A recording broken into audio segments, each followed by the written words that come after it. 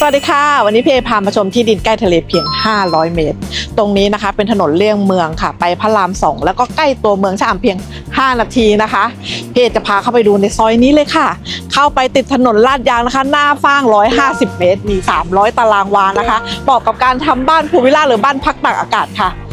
คอนโดที่เห็นนั่นคือทะเลแล้วนะคะเดี๋ยวพี่เอพาไปดูที่ดินกันเลยค่ะค่ะและนี่คือที่ดิน300ตารางวานะคะเมื่อกี้พี่เออยู่หน้าถนนนะคะเข้ามาจากหน้าถนนเพียง100เมตรนะคะและนี่ค่ะหน้าฟาง150เมตรตั้งแต่มุมรั้วนี้นะคะจนถึงบ้านหลังนั้นเลยค่ะติดถนน2ด้านนะคะด้านหลังก็ยังมีถนนสาธารณะนะคะ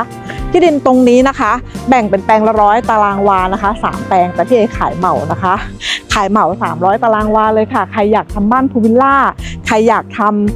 บ้านพักตากอากาศนะคะพี่เอนำเสนอนะคะไปตรงนี้ทะเลเพียง500เมตรมาฝั่งนี้ติดถนนนะคะติดถนนเพียง100เมตรพี่เอให้ดูว่ารถวิ่งข้างหลังเราเนี่ยเยอะมากตรงนี้เขาเรียกถนนเลี่ยงเมืองนะคะเส้นไปพระราม2ไปตรงนี้นะคะห่างทะเลชะอำหมายถึงจุดชมวิวนะคะ4แยกชะอำเพียง5นาทีเท่านั้นนะคะมีโลตัสมีปั๊มน้ำมันมีซีเจนะคะใกล้โรงพยาบาลชะอำค่ะแล้วนั่นคือเขาใหญ่ค่ะหรืเขานางพันธุรัตน์ชะอำนะคะเป็นแลนด์มาร์คของชะอำเลยนะคะถ้าปลูกบ้านตรงนี้ก็จะได้เห็นวิวเขาใหญ่แปลงนี้เลยค่ะสวยมากนะคะ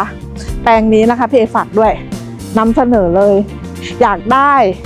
ติดต่อพี่เอมาไวๆเลยนะคะงานเข้าใหม่ค่ะติดถนนอย่างนี้150เมตรนะคะพี่เอฝากด้วยนะคะสวัสดีค่ะ